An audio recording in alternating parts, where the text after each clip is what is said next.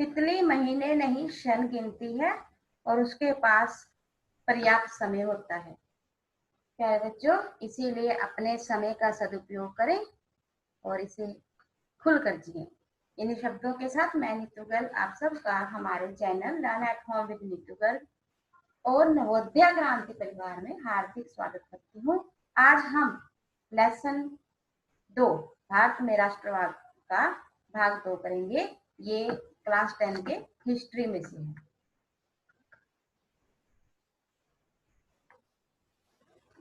हमारे लेसन का नाम है भारत में राष्ट्रवाद।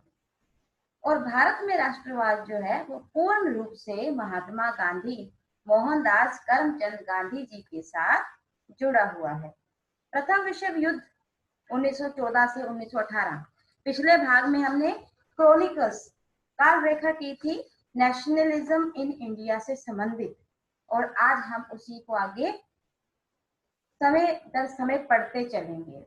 प्रथम विश्व युद्ध 1914 से 1918 का भारत पर क्या प्रभाव पड़ा। हालांकि भारत प्रत्यक्ष रूप से इस युद्ध में नहीं लड़ा, लेकिन हम इंग्लैंड के उस समय उपनिवेश थे, उसके गुलाम थे, इसीलिए हमें भी इंग्लैंड की ओर से इस युद्ध पर में शामिल होना पड़ा और इस युद्ध का भारत पर बहुत अधिक प्रभाव पड़ा, क्योंकि इंग्लैंड के रक्षा संबंधी खर्चे में बढ़ोतरी हो चुकी थी।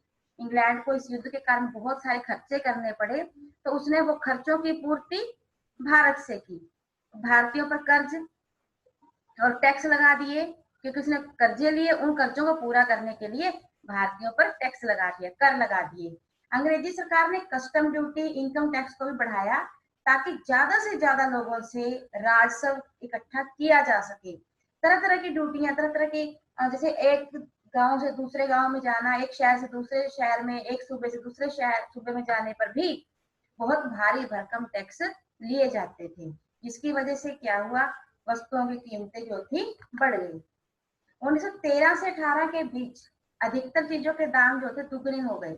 आम आदमी की मुश्किलें बहुत बढ़ चुकी थी। जबरन लोगों को सेना में भर्ती किया जा रहा था, जिसे जबरन भर्ती कहा जाता था, क्योंकि कोई भी उस समय कोई भी व्यक्ति ऐसी सेना का हिस्सा नहीं बनना चाहता था, ऐसी भर्ती का हिस्सा नहीं बनना चाहता था जो सीधा उनको मरने की ओर लेके जाए।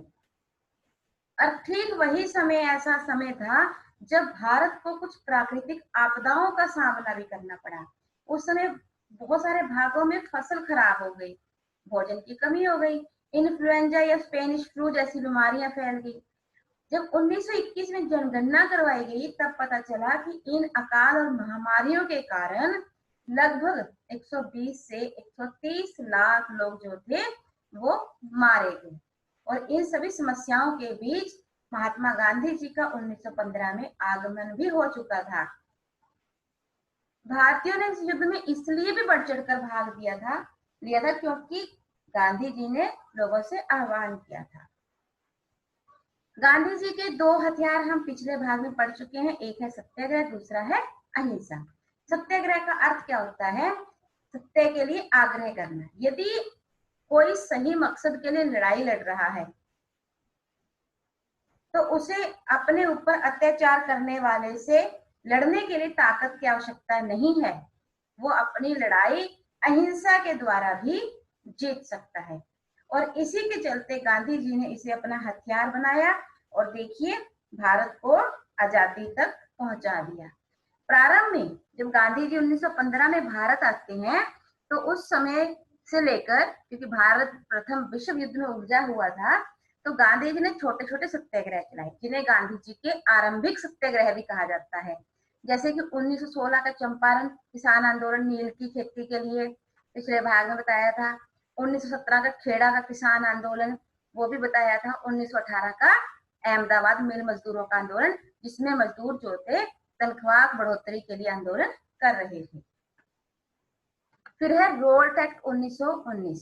वैसे तो हम इसके बारे में भी पिछले भाग में बात कर चुके हैं, लेकिन आज हम इनके बारे में एक्सप्लेन कर रहे हैं, अच्छे से विस्तृत रूप में पढ़ रहे हैं। रोल्ट एक्ट को इंपीरियल लेजिस्लेटिव काउंसिल में 1919 में पारित किया गया था। भारतीय सदस्यों के विरोध के बावजूद इसे पारित कर दिया गया।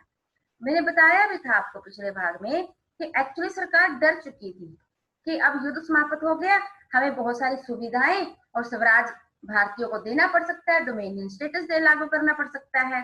तो ऐसे में जरूरी था कि यहाँ के लोगों की आवाज को कुचल दिया जाए, और इसी के तहत सरकार को बहुत सारी राजनीतिक शक्तियां दे दी गई। इस एक्ट के मुताबिक बिना ट्रायल चलाए, बिना अदालत में पेश किए किसी भी राजनीतिक कैदी को 2 साल तक जेल में बंदी बना के रखा जा सकता था। अगर कहीं भी कुछ भी थोड़े बहुत लोग इकट्ठे होते हैं तो उन्हें गिरफ्तार किया जा सकता था। इस एक्ट का जबरदस्त विरोध हो रहा था पूरे भारत के अंदर, और गांधी जी ने इसी एक्ट के विरोध में जो है रोल्ट एक्ट सत्याग्रह चलाने का निर्णय लिया। गांधी जी ने 6 अप्रैल 1919 को राष्ट्रव्यापी आंदोलन की शुरुआत की। गांधी जी ने हड़ताल का आह्वान किया, भारी समर्थन भी मिला। विभिन्न शहरों में लोग जो थे गांधी जी के समर्थन में निकल पड़े, दुकानें बंद हो गई, रेल कारखाने में जो मजदूर थे वो हड़तालों पर चले गए, और अंग्रेजी हुकूमत ने इसे कुचलने के लिए कठोर कदम भी अपनाए। स्थानीय लोगों को बंदी बना लिया गया, महात्मा गांधी जी को दिल्ली में आने से रोक दिया गया, और इसी के बीच में घटनाएं कुछ और आगे बढ़ती हैं, जिसमें से एक घटना है जलियांवाला बाग की घटना। 10 अप्रैल 1919 को अमृतसर में शांतिपूर्ण ढंग से प्रदर्शनकारी जो थे वो प्रदर्शन कर रहे थे, लेकिन पुलिस ने उन पर गोलियां चलाई। इससे गुस्साए लोगों ने जगह जगह सरकारी संस्थानों पर आक्रमण कर दिया। ये देखकर ब्रिटिश सरकार ने, ब्रिटिश हुकूमत ने अमृतसर में मार्शल लॉ लागू कर दिया, और अमृतसर की जो कमान थी एक बहुत ही सख्त मिजाज जनरल डायर के हाथों में सौंप दी। 13 अप्रैल को जब विसाखी का दिन था पंजाब में, और पंजाब के लोगों के लिए बहुत बड़ा त्योहार था, तो उसे मनाने के लिए लोग अमृतसर में आया करते थे, और ग्रामीणों का एक समूह जो था वो जलियांवाले बाग में मेले में शरीक होने के लिए, शामिल होने के लिए आ गया। यह बाग चारों तरफ से बंद था, निकलने के लिए जो रास्ते थे वो बहुत छोटे थे, तंग थे, संकीर्ण थे। जनरल डायर ने उनको बंद करवा दिया, और भीड़ पर बिना कोई सूचना दिए भीड़ पर गोली चलाने का आदेश दे दिया। इस गोली कांड में सैकड़ों लोग मारे गए, चारों तरफ हिंसा फैल गई। महात्मा गांधी हिंसा नहीं चाहते थे, इसीलिए उन्होंने ये आंदोलन वापस ले लिया, लेकिन इस जलियांवाले बाग हत्याकांड के कारण पूरे देश का जो गुस्सा था वो अब अंबार पर था। आंदोलन के विस्तार की आवश्यकता। रोल्ट एक्ट सत्याग्रह था वो मुख्य रूप से शहरों में ही सीमित था। महात्मा गांधी ने महसूस किया कि भारत में एक ऐसे आंदोलन की आवश्यकता है जो गांवों तक भी पहुंच सके, जो ना सिर्फ हिंदू बल्कि मुसलमानों के बीच में भी जाए, और सभी लोग, शहरी हो या ग्रामीण, हिंदू हो या मुसलमान, वो सभी लोग एक मंच पर आ जाएं। और इसी के लिए एक और मौका आया, खिलाफत आंदोलन। एक्चुअली क्या हुआ कि जब अंग्रेजों ने मुसलमानों से, भारतीय मुसलमानों से युद्ध में शामिल होने के लिए आग्रह किया, तो उन्हें मुसलमानों को एक वादा करना पड़ा, क्योंकि अंग्रेजों के खिलाफ जो थे तुर्की का खलीफा, जो कि तुर्की का शासक था, वो भारतीय मुसलमानों का खलीफा था, धार्मिक नेता। तो अंग्रेज तो उनके खिलाफ लड़ रहे थे, तुर्की के खिलाफ लड़ रहे थे, तो भारतीय मुसलमानों ने अंग्रेजों का साथ देने से मना कर दिया। तब अंग्रेजों ने मुसलमानों को ये भरोसा दिलवाया कि युद्ध के बाद वे तुर्की के सुल्तान के साथ कुछ भी गलत नहीं करेंगे, लेकिन ऐसा नहीं हुआ। जब युद्ध खत्म हो गया उसके बाद तुर्की के साम्राज्य को छीन भिन कर बांट लिया गया। इससे भारतीय मुसलमान बहुत गुस्साए, उन्हें बहुत नाराजगी हुई, और इस वजह से बंबई में मार्च 1919 में भारतीय मुसलमानों के द्वारा एक खिलाफत कमेटी बनाई गई कि हम अब अंग्रेजों के खिलाफ चलेंगे, उनकी खिलाफत करेंगे। इसके नेता जो थे वो 2 भाई थे, मोहम्मद अली और शौकत अली। इसीलिए ये भी कहा जाता है कि इस आंदोलन के नेता कौन थे, अली बंधु। उनकी इच्छा थी कि महात्मा गांधी इस आंदोलन में उनके साथ जुड़े। और 1920 में, देखिए 1920 एक ऐसा वर्ष है जब 2 बार कांग्रेस का अधिवेशन हुआ, जबकि पूरे समय में हर साल एक ही बार कांग्रेस का अधिवेशन होता था, लेकिन सितंबर और दिसंबर 2 बार अधिवेशन हुआ। और जो सितंबर में हुआ वो कलकत्ता में हुआ, और इस अधिवेशन में खिलाफत के समर्थन में और स्वराज के लिए अवज्ञा आंदोलन शुरू करने का प्रस्ताव जो था कांग्रेस ने पारित कर दिया, अर्थात कांग्रेस जो थी वो मुसलमानों के पक्ष में आ गई। फिर है असहयोग आंदोलन। महात्मा गांधी जी ने अपनी पुस्तक हिंद स्वराज 1909 में लिखी थी। उसमें कहा था कि अंग्रेजी राज जो है भारत में इसलिए है क्योंकि भारत के लोगों ने उनका सहयोग किया है। भारतीय लोगों के सहयोग से ही अंग्रेज यहाँ पर शासन कर रहे हैं। यदि भारत के लोग सहयोग करना बंद कर देंगे तो अंग्रेजी राज 1 साल के अंदर ही खत्म हो जाएगा और भारत में स्वराज आ जाएगा। इसीलिए भारतीयों को अब तुरंत अंग्रेजों को सहयोग करना बंद करना होगा और अंग्रेजों के पास भारत को छोड़कर जाने के अलावा कोई रास्ता ही नहीं बचेगा। इसके तहत कुछ प्रस्ताव भी पास किए गए कि अंग्रेजी सरकार द्वारा जो भी उपाधियां, जो भी पदवियां भारतीयों को दी गई हैं वो वापस कर देंगे।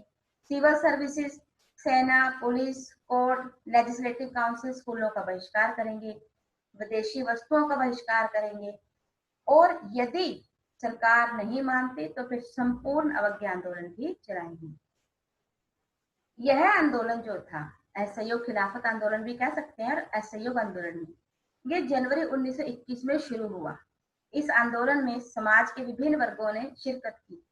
तो लेकिन जो बड़ी हैरानी की बात थी वो थी 1857 से मिलती जुलती और 1857 की क्रांति से कि यहाँ पर भी इस आंदोलन को लेकर सबकी महत्वाकांक्षाएं अलग अलग थी।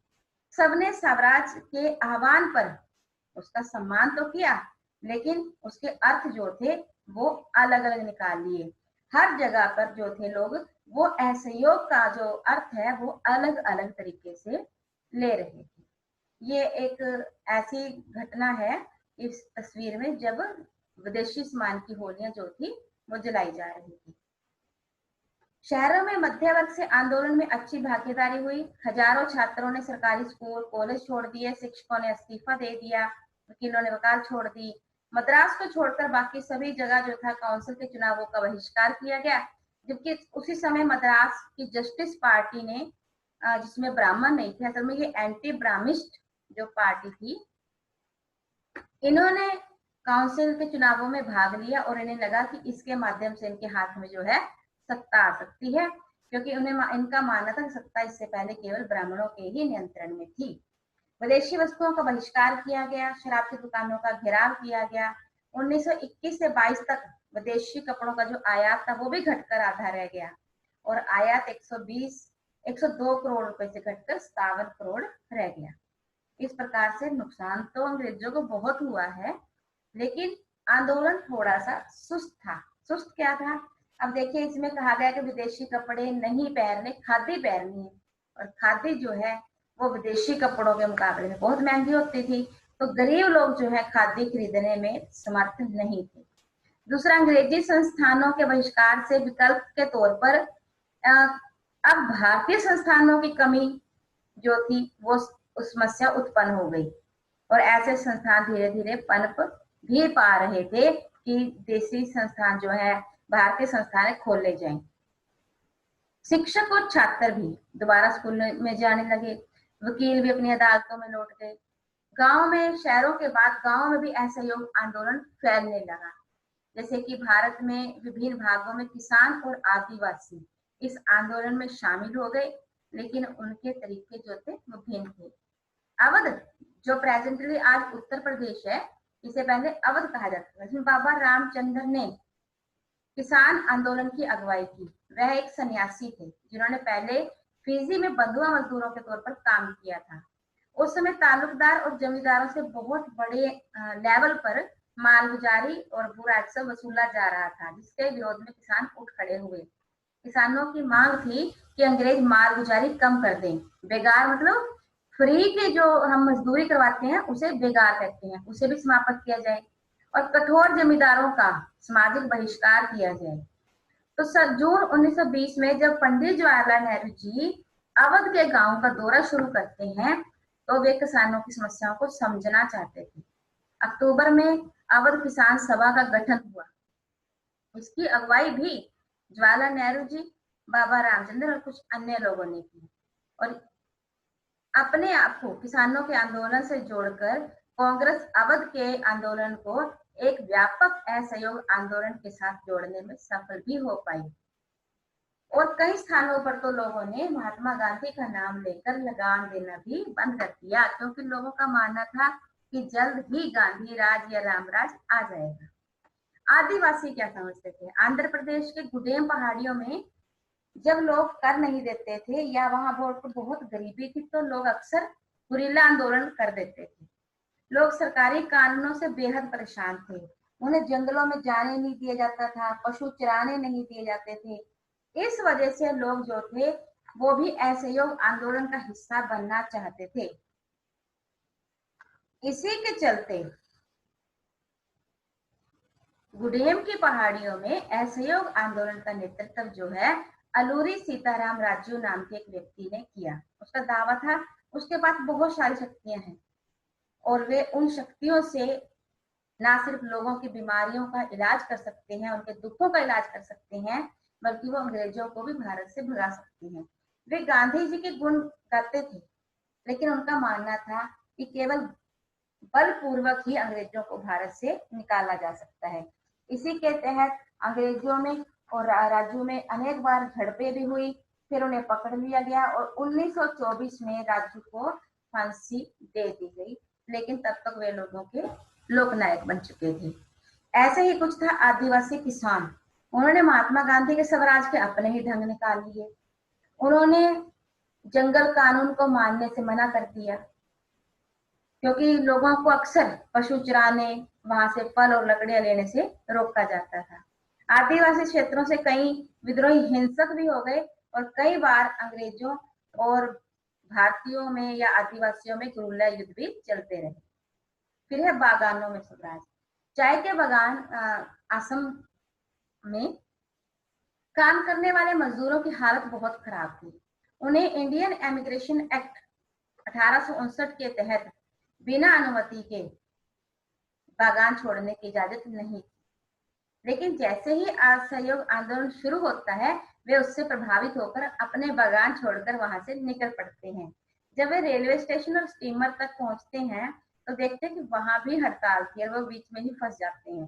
पुलिस उन्हें पकड़ लेती है और बुरी तरह से पीटती है। ऐसे ही करते कराते 1922 का समय, फरवरी 1922 का समय आ जाता है और एक दिन 5 फरवरी 1922 को उत्तर प्रदेश के गोरखपुर जिले में एक स्थान है चौरी चौरा। वहां पर जो प्रदर्शनकारी हैं बड़े शांतिपूर्वक जुलूस के रूप में अंग्रेजी सरकार का विरोध कर रहे थे, लेकिन पुलिस ने उन पर लाठीचार्ज कर दिया। इससे ये जो प्रदर्शन था ये हिंसक रूप ले गया, टकराव में बदल गया और प्रदर्शनकारियों ने पुलिस थाने को आग लगा दी, जिसके कारण 22 पुलिसकर्मी जो थे वो जलकर मर गए। जब ये सूचना 12 फरवरी 1922 को गांधी जी के पास पहुंची तो उन्हें बहुत दुख हुआ, क्योंकि वो किसी भी रूप में हिंसा नहीं चाहते थे, लेकिन ये आंदोलन अब हिंसक रूप धारण कर चुका था। इसीलिए गांधी जी ने तुरंत इस आंदोलन को वापस ले लिया। कई विश्लेषक ये भी मानते हैं कि आंदोलन तो ठीक था, लेकिन कांग्रेस सही तरीके से लोगों को ये नहीं समझा पाई कि ये आंदोलन किस लिए है, इसका उद्देश्य क्या है। सभी लोगों ने अपने अपने मतलब निकाल लिए। स्वराज का मतलब था कि हर समस्या का अंत। अगर किसान है तो वो ये सोच रहे हैं कि उन्हें लगान नहीं देना पड़ेगा। मजदूर ये सोच रहे हैं कि अब वो आजाद हो चुके हैं, वो गांव में जाएंगे, उन्हें वहां पर जमीनें मिल जाएंगी। आदिवासी जो है वो सोच रहे कि जंगल कानून नहीं मानना पड़ेगा।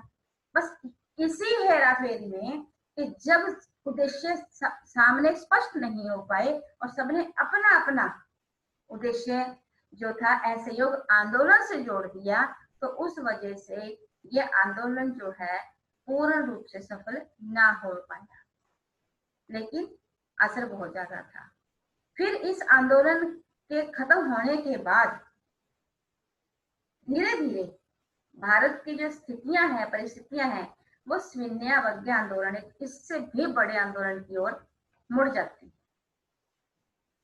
1922 में जब गांधी जी असहयोग आंदोलन वापस ले लेते हैं तो कांग्रेस के कुछ नेता जो थे वो काफी नाराज हो जाते हैं।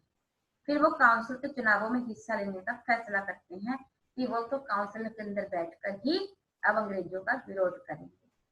और कुछ नेताओं का ये भी मानना था कि सिस्टम का भाग बनकर अंग्रेजी नीतियों का विरोध करना ही ठीक है। मोतीलाल नेहरू और सी आर दास, चित्तरंजन दास जैसे पुराने नेताओं ने कांग्रेस के ही भीतर एक अन्य पार्टी बना ली, स्वराज पार्टी, और काउंसिल की राजनीति में भागीदारी की वकालत भी करने लगी। सुभाष चंद्र बोस और पंडित जवाहरलाल नेहरू जी जैसे नए नेता जो थे, जन आंदोलन और पूर्ण स्वराज के पक्ष में थे। यह कांग्रेस के अंतर्द्वंद और अंतर विरोध का एक काल था। इसी काल में ग्रेट डिप्रेशन अर्थात आर्थिक महामंदी का असर भी भारत में पड़ने लगा। 1926 में खाद्यान्नों की कीमतें गिरने लगी, अर्थात अब किसानों की फसलें खरीदने के लिए कोई तैयार नहीं था। 1930 के आते आते कीमतें जो थी बिल्कुल औंधे मुंह गिर पड़ी और भारत जो था उसमें तबाही का माहौल। वैसे तो पूरे ही विश्व के अंदर तबाही का माहौल था, लेकिन भारत पर भी इसका बहुत ज्यादा असर था। इसी के साथ हम ये भाग यहीं पर समाप्त करते हैं और स्वीन्यावज्ञा आंदोलन और आगे का भाग हम अगले भागों में पढ़ेंगे। तब तक के लिए टेक केयर।